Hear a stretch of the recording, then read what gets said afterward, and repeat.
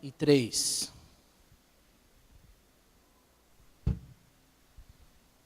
Quero agradecer muito a Deus pela presença de cada irmão, de cada irmã, e também a presença do Robson. Está lá. Que Deus abençoe você muito. Sinta-se bem no nosso meio, em nome de Jesus. Viu? Profeta Isaías, capítulo de número 53, diz assim: quem creu em nossa pregação e a quem foi revelado o braço do Senhor, porque foi subindo como renovo perante ele, como raiz de uma terra seca, não tinha aparência nem formosura. Olhamos, mas nenhuma beleza havia que nos agradasse. Era desprezado e o mais rejeitado entre os homens, homem de dores e que sabe o que é padecer. E como um de quem os homens escondem o rosto, era desprezado e dele não fizemos caso. Certamente ele tomou sobre si as nossas enfermidades e as nossas dores levou sobre si, e nós o reputávamos por aflito, ferido de Deus e oprimido. Mas ele foi traspassado pelas nossas transgressões e moído pelas nossas iniquidades. O castigo que nos traz a paz estava sobre ele, e pelas suas pisaduras fomos sarados. Todos nós andávamos desgarrados como ovelhas, cada um se desviava pelo caminho, mas o Senhor fez cair sobre ele a iniquidade de nós todos. Ele foi oprimido e humilhado, mas não abriu a boca. Como cordeiro foi levado ao matadouro, e como ovelha muda perante os seus tosqueadores, ele não abriu a boca. Por juízo opressor foi arrebatado, e de sua linhagem quem dela cogitou? Porquanto foi cortado da terra dos viventes, por causa da transgressão do meu povo foi ele ferido. Designaram-lhe a sepultura com os perversos, mas o rico esteve na sua morte, posto que nunca fez injustiça, nem dolo algum se achou em sua boca. Todavia ao Senhor agradou moê-lo, fazendo enfermar. Quando der ele a sua alma como oferta pelo pecado, verá sua posteridade e prolongará os seus dias, e a vontade do Senhor prosperará nas suas mãos. Ele verá o fruto do penoso trabalho de sua alma e ficará satisfeito. O meu servo, o justo, com o seu conhecimento, justificará a muitos, porque as iniquidades deles levará sobre si. Por isso, eu lhe darei muitos como a sua parte, e com os poderosos repartirá ele o despojo. Porquanto derramou a sua alma na morte, foi contado com os transgressores, contudo, levou sobre si o pecado de muitos, e pelos transgressores intercedeu. Senhor Jesus, fala conosco, dê-nos da tua palavra viva, ela é eficaz, ela é poderosa, trata a nossa alma, em o nome de Jesus. Amém. E amém. Irmãos e irmãs, domingo passado conversávamos um pouco sobre uma vida com propósito. E eu quero continuar nesse tema, uma vida com propósito. E vimos que os propósitos, a maneira como eu quero aplicar essa palavra, equivale àquilo que nós colocamos como metas na nossa vida. As metas são os lugares aonde nós queremos chegar. Os objetivos é aquilo que irá objetivar a nossa meta. Quando nós chegarmos aonde nós colocamos como meta, o que nós vamos fazer?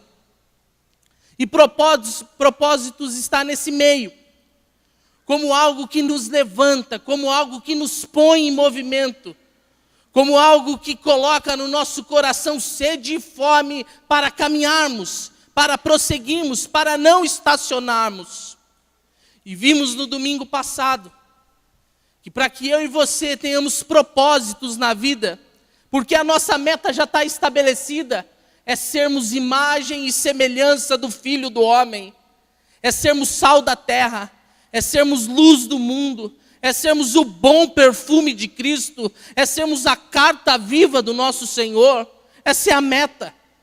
Com que objetivo? Glorificar o nome do nosso Deus.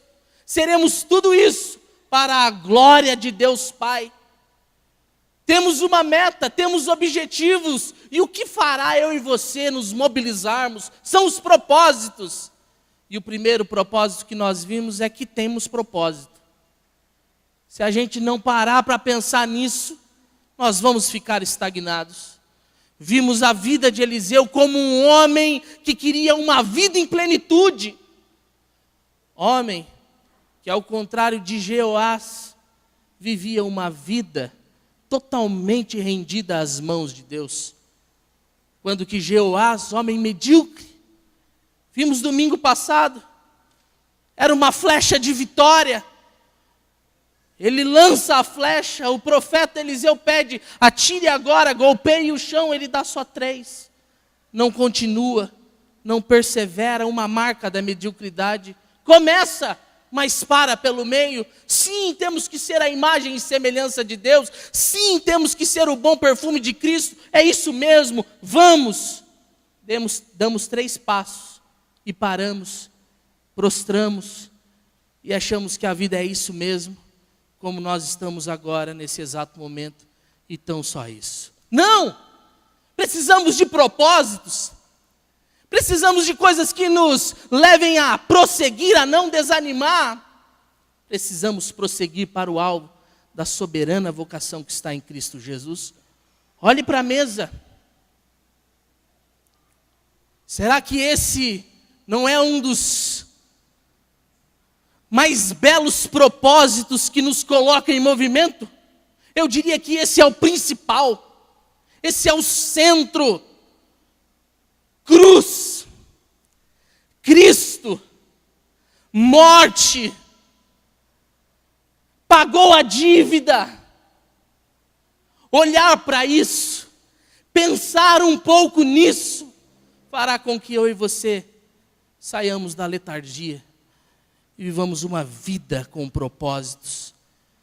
Porque a cruz nos dá algumas pistas, algumas lições. Uma delas, o grande amor de Deus por nós. Você tem ainda dúvida de que Deus te ama? Olhe para a cruz, olhe para o Cristo, olha para aquele que se esvaziou da sua glória, habitou entre nós, morreu por mim e por você. Você ainda tem dúvida? Deus te ama, meu irmão. Deus te ama muito. E Deus te ama tanto que Ele entregou o seu Filho para morrer em nosso lugar. Ainda a cruz, nós temos que entender que ela não é um acidente de percurso. Não, de forma alguma. A cruz não é um acidente de percurso. A cruz estava estabelecida antes da fundação do mundo, porque o Cordeiro de Deus foi imolado antes da criação do mundo. Cristo já havia padecido antes do pecado. Cristo nasceu para morrer, meus irmãos. Não foi um acidente. Não foi um acidente. Cruz é a humilhação de um Deus que não precisava se esvaziar de toda a sua glória. Todos os deuses dos panteões gregos, de todas as outras religiões, nenhum se humilha. Todos são todos poderosos, fortes, inconcebível para a mente humana um Deus que padece, um Deus que morre. Inconcebível. Mas ele se esvaziou de tudo isso, habitou entre nós, padeceu e morreu. A cruz nos traz algumas lições, tantas delas. Mas esse texto de Isaías 53 traz algumas lições, e eu queria ver ela com vocês rapidamente. Quem levou Jesus à cruz? Quais foram os motivos? Isaías 53, o profeta Isaías, 700 anos antes de Cristo, teve uma visão tão nítida de algo que ainda não tinha acontecido, ou talvez, paradoxalmente falando, porque se Cristo foi imolado antes da criação do mundo, já havia morrido. Mas nesse período a história ainda não tinha visualizado esse fato. E o profeta Isaías dá detalhamentos daquilo que viria a acontecer com a pessoa de Jesus. Você leu o texto comigo e viu que muitos dos verbos desse texto estão no passado. Como que dizendo que Isaías contemplou a morte do servo sofredor, do Cristo, o Jesus, o Filho de Deus. Quem matou Jesus? Ou quem levou Jesus para aquela cruz? O texto nos dá algumas pistas de quem levou Jesus para aquela cruz. Será que foi a multidão que em gritos dizia: crucifica-o, crucifica, crucifica-o? Ou será que foram os religiosos da época que viram em Jesus um blasfemo? Será que quem levou Jesus à cruz foi o Sinédrio, naquele julgamento fajuto? Será que foi Pilatos com a sua consciência fraca, lavando as mãos? Será que foi o Império Romano que levou Jesus à cruz? Não, 1000 vezes não.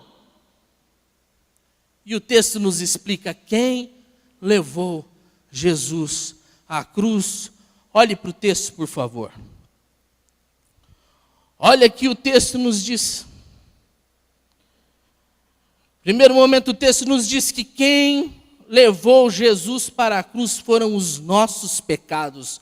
Verso de número 5. Ele foi traspassado pelas nossas transgressões e moído pelas nossas iniquidades. Verso 8, parte B, por causa da transgressão do meu povo foi ele ferido. Verso 12, levou sobre si o pecado de muitos. Verso 4, certamente ele tomou sobre si as nossas enfermidades e as nossas dores levou sobre si.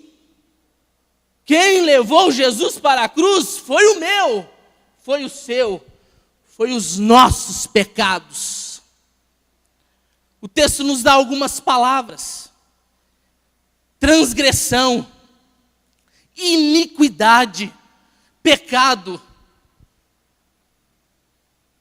Transgressão é rebelião, é deliberadamente saber o que é certo e virar as costas. Pecado é errar o alvo. Iniquidade é saber que está no pecado e mesmo assim querer continuar nele. O verso de número 6 ainda nos diz que nós éramos como ovelhas perdidas, vindas no nosso próprio conceito de vida. Foi os nossos pecados que levou Jesus à cruz. Foi as nossas transgressões que levou o Cristo à cruz. Foram os nossos pecados, meus irmãos e irmãs. Mas em pleno século 21, falar sobre pecado e falar que eu e você somos transgressores é uma afronta. Afinal de contas, tem vezes que eu paro e digo assim: será que nós somos tão ruins assim? Ah, meus irmãos, nós somos muito ruins, nós somos todo ruim, nós fomos concebidos em pecado, o nosso coração é voltado para o nosso próprio eu, Na força do nosso braço, nós queremos levar a vida. Nós muitas das vezes sabemos a vontade de Deus e mesmo assim transgredimos a sua lei. Muitas das vezes nós sabemos que o pecado está nos conduzindo para a cova e mesmo assim nós queremos continuar nele. Muitas das vezes nós sabemos que nós estamos a errar o alvo, mas mesmo assim estamos a flertar com ele. Os nossos pecados levaram Cristo à cruz, meus irmãos. O meu e o seu. Pecado faz eu e você nos separarmos de Deus. Ocimar disse que nem morte, nem vida, nem anjos, nem principado, nem coisa do presente, nada pode nos separar do amor de Deus, não mesmo. E mesmo nós sendo pecadores, Ele nos ama, fato. Mas a plena intimidade com Deus fará com que talvez eu e você cheguemos naquele dia e escutemos da boca do Pai: não vos conheço, mas eu fui na igreja, mas eu preguei no teu nome, mas eu cantei louvores a ti. Naquele domingo eu estava lá, era um 31 de janeiro de 2015. 1º de fevereiro de 2015. E nós conhecemos tudo. E nós sabemos tudo. E nós temos a palavra na nossa mão. No entanto, não temos a intimidade perfeita com o Pai. Porque estamos a brincar numa vida de pecado. Mas o texto não diz que só foi os nossos pecados. O texto prossegue. E o texto ainda vai nos falar que quem levou Jesus à cruz foi o próprio Pai. Primeiro os nossos pecados, depois o próprio Pai. Olha o verso 6. O Senhor fez cair sobre ele a iniquidade de todos nós. Verso 10. Todavia o Senhor agradou moê-lo, fazendo-o enfermar. O verso 4 ainda vai nos dizer: e nós o reputávamos por aflito, ferido de Deus e oprimido. O Pai levou o Filho para a cruz. Tinha que levar o Filho para vindicar o meu e o seu pecado. O amor de Deus é tão grande que levou Jesus à cruz. Eu não sei se mexe com o seu coração. Todavia ao Senhor agradou moê-lo. O Pai moeu o Filho para não moer eu e você. O Pai esmagou o Filho para não esmagar eu e você. O Pai estava a ferir o Filho para não ferir eu e você. O Pai entregou o Filho, o Pai levou o Filho à cruz. Os meus e os seus pecados levaram. Mas também Deus, o Pai, levou Cristo à cruz. Mas não para por aí, ainda nos disse que o próprio Cristo voluntariamente se entregou à cruz. Olha o que diz o texto. Certamente Ele tomou sobre si, Cristo tomou sobre si, certamente. Verso 10. Quando Jesus der a sua alma como oferta pelo pecado, foi Jesus quem deu. Voluntariamente Ele foi para a cruz. O meu e o seu pecado, o Pai e o Filho, tudo isso faz parte da história do Deus que na pessoa de Jesus foi à cruz do Calvário. E a partir de agora eu gostaria de ver com os irmãos quais foram os sofrimentos que ele teve. O que ele passou naquela cruz. Ele foi lá pelos nossos pecados. O Pai entregou, Ele voluntariamente se doou. E quais foram os sofrimentos que ele passou naquela cruz? Jesus suportou o sofrimento moral e espiritual. Seu sofrimento foi repulsivo. As pessoas tinham repulsa dele. O verso de número 3, os homens escondiam o rosto, ensanguentado, dilacerado. Os homens escondiam, tinham repulsa de Jesus, por causa dos nossos pecados. Voluntariamente ele foi, o Pai doou. Seu sofrimento não produziu compaixão em ninguém. O verso de número 3 ainda diz, e dele não fizemos caso. Não tivemos, ninguém teve misericórdia, ninguém teve compaixão, ninguém fez caso daquele que se entregou para o mundo.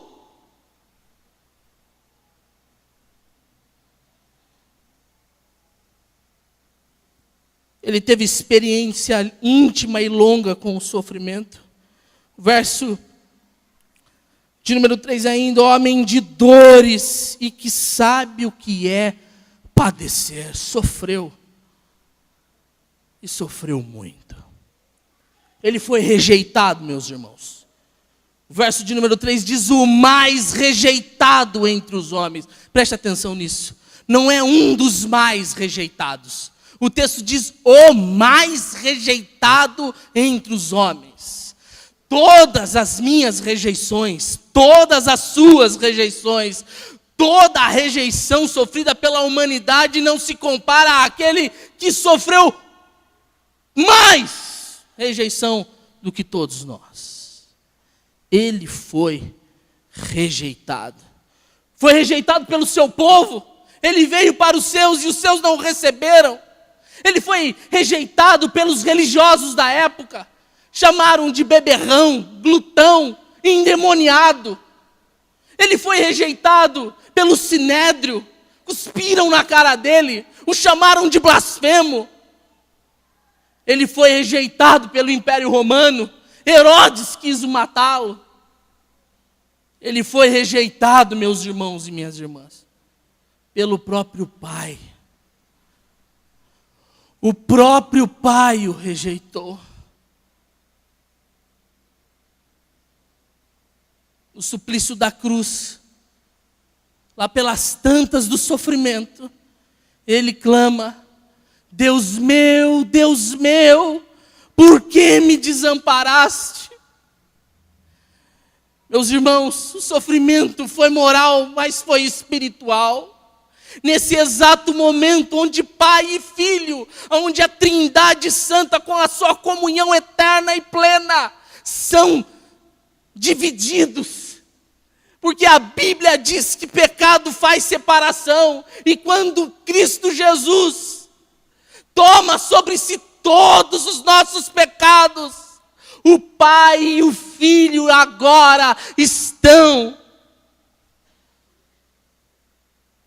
divididos, separados, por causa de mim, por causa de você. Infelizmente, ele ainda continua a ser rejeitado. Não foi só o seu povo, não foi só os religiosos, não foi só o sinédrio, não foi só o Império Romano, não foi o Deus, nesse ato tão doloroso para Jesus. Quantos não ainda o rejeitam hoje? Quantos? Tantos.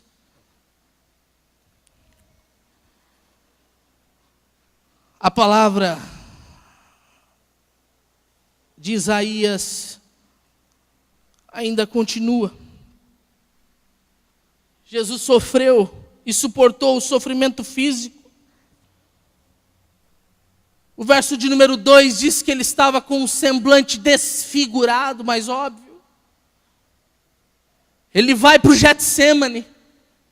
E Lucas relata aqui as dores e o pavor era tanto. E o próprio Jesus relata isso. Fiquem aqui, vigiem e orem, porque a minha alma está com uma tristeza mortal. E o Evangelho de Lucas ainda diz que ele soa sangue. Lá na carta aos Hebreus, ele diz que Jesus chora, um choro doloroso, para escarnecer ainda mais de Jesus, colocam-lhe uma coroa de espinhos. No sinédrio, cospem na cara dele, esbofeteiam ele. Pilatos, sem saber o que fazer, manda açoitá-lo com azorrague, um instrumento com pontas de osso e lâminas pontiagudas. A cada suplício, o corpo de Jesus era dilacerado, óbvio que o rosto estava desfigurado. Tudo isso porque foi entregue por mim. Ele se entregou por mim. Ele foi pelos meus pecados. O Pai sofreu a dor do Filho padecer na cruz. O texto ainda nos diz que ele sofreu torturas crudelíssimas. Foi cruel. Imagine a humilhação. Jerusalém estava apinhada de gente. E Jesus estava a sofrer.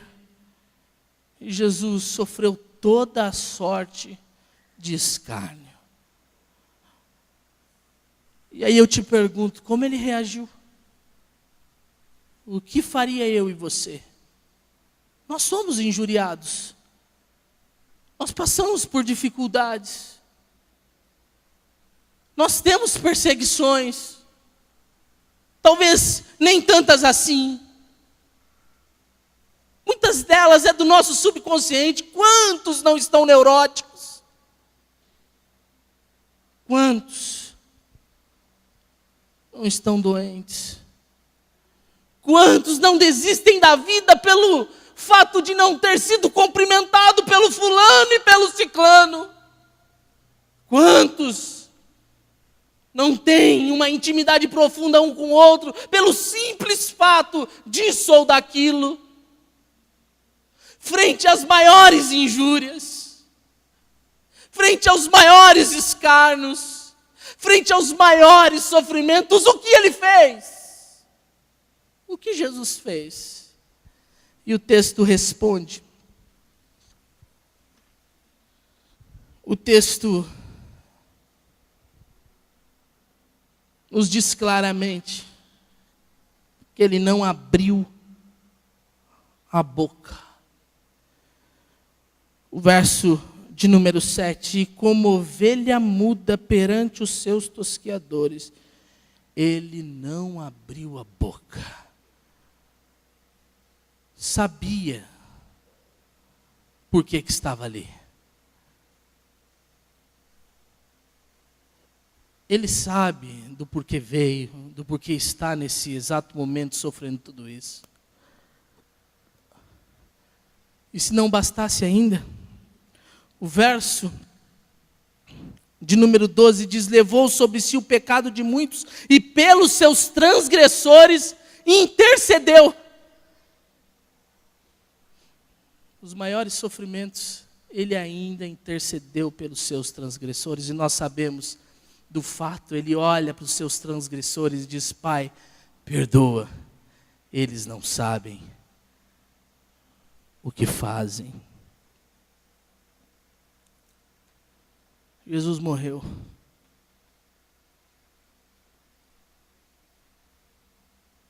A natureza aponta o fato. Trevas, terremotos, os túmulos se abrem. O Império Romano também se pronuncia. Verdadeiramente, este era o Filho de Deus. Aqueles que andavam com ele, sua mãe e João, porque Judas o traiu, Pedro negou e os demais fugiram. Aqueles que estavam à sua frente choram. Mas o texto não acaba aí. Porque se a história tivesse acabado aí, Jesus era um impostor. Tantos outros sofreram. Quantos apóstolos não sofreram? Ou melhor, quantos profetas antes de Jesus não haviam sofrido? Mais um para sofrer?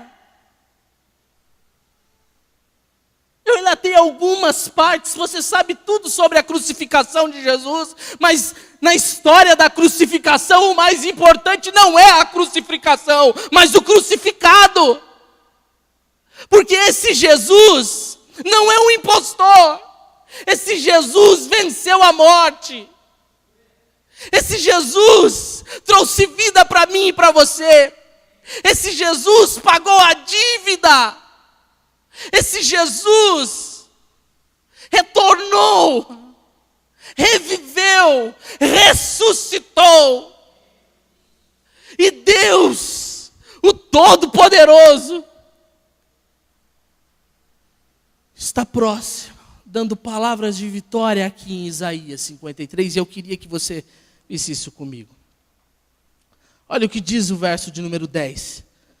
Verá a sua posteridade, prolongará os seus dias, e a vontade do Senhor prosperará nas suas mãos. Um homem que morre pelo mundo terá do seu pai um povo para si. Um homem que morre pelo mundo terá do seu pai um povo para si. Jesus ressuscitou, resgatou a mim e a você para que eu e você estivéssemos hoje aqui para adorá-lo, para bendizê-lo. E não só nós, tantos quantos outros estão na face da terra agora adorando o Senhor. E nós podemos dizer, nós somos o seu povo, nós somos ovelha do seu pasto, nós ouvimos a voz do bom pastor e nós estamos a andar com ele, meus irmãos. O pão, o vinho, o corpo, o sangue, não é de Maomé, não é de Buda, esses ainda estão nos seus túmulos, é de Jesus de Nazaré, ele está à destra de Deus Pai, meus irmãos.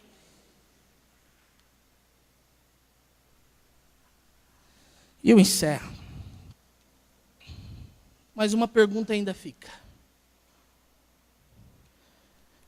São os versos primeiros do capítulo 53. Quem creu na nossa pregação? O que você vai fazer com ela?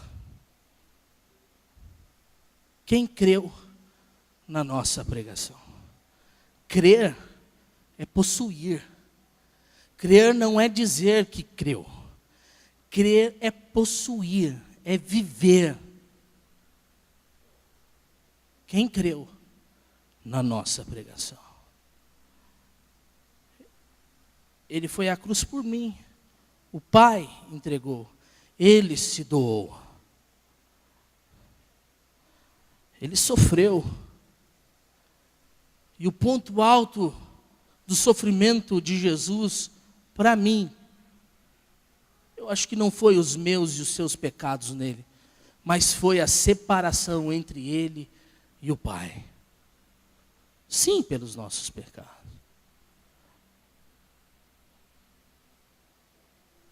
Foi quieto, foi mudo, foi abençoando.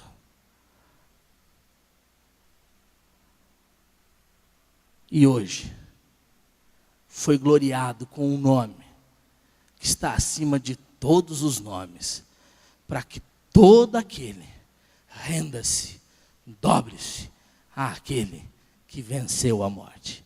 Feche seus olhos, irmão, em nome de Jesus.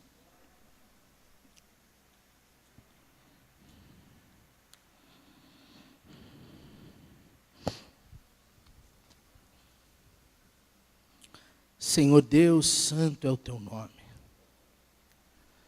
Muito obrigado, Pai, pelo teu amor. Muito obrigado pelo teu cuidado. Alimenta-nos agora, Pai, com esse banquete espiritual. E que o teu povo saia daqui alimentado pelo poder da tua palavra e por esses momentos tão especiais em comunidade. É isso que eu te peço, Pai, em nome de Jesus. Amém e amém.